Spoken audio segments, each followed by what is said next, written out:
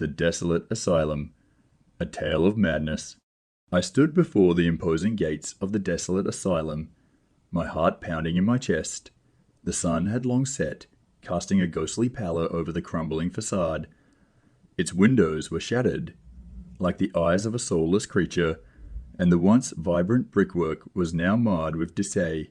Reluctantly, I pushed open the rusted gate, its screeching hinges sending a chill down my spine. The asylum's long, winding corridor stretched out before me, disappearing into the darkness. I took a deep breath, summoning my courage, and stepped inside. The air was heavy with an eerie stillness, broken only by the faint sound of my own footsteps echoing through the empty halls. The atmosphere seemed to tighten around me, suffocating and oppressive. With each step I took, the silence grew more deafening, and an overwhelming sense of unease settled in my bones. The walls seemed to close in, the ceiling lowering ominously, as if the building itself was alive, watching my every move. I glanced behind me, half expecting to find the entrance vanished, but it remained, a faint glimmer of hope in the encroaching darkness.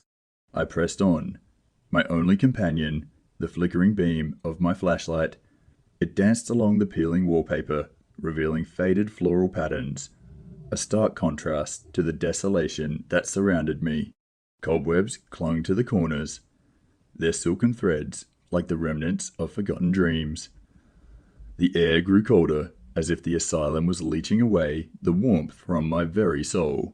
As I ventured deeper into the labyrinthine asylum, I came upon a door, slightly ajar. It beckoned to me, promising answers to the mysteries that lay within. I hesitated, my heart pounding, before pushing it open with trembling hands. The room beyond was suffused with a sickly green light, casting grotesque shadows on the cracked linoleum floor. I gasped at the sight before me. Rows upon rows of metal beds lined the room, each adorned with restraints and rusted shackles. The air was tainted with a stale scent, a mixture of dampness and decay. My gaze was drawn to a single bed in the center of the room, a frayed straitjacket draped over it like a macabre shroud. As I approached the bed, a low groan reverberated through the room, sending a shiver down my spine. A sudden gust of wind extinguished my flashlight, plunging me into darkness. Panic welled up inside me, threatening to consume me. I fumbled in my pocket for matches, praying for a sliver of light to guide me out of this nightmare. With trembling hands, I struck a match and held it aloft. Its feeble glow revealed the bed before me, but it was no longer empty. A figure, emaciated and twisted, writhed beneath the straitjacket.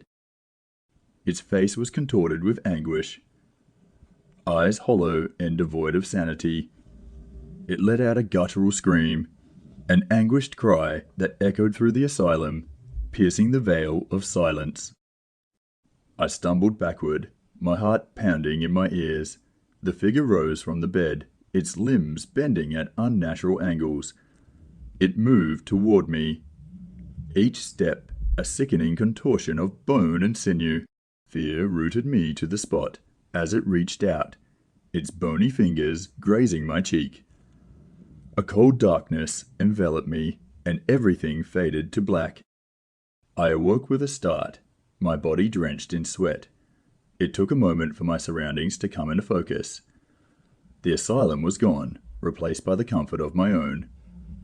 Like, subscribe, and comment for more stories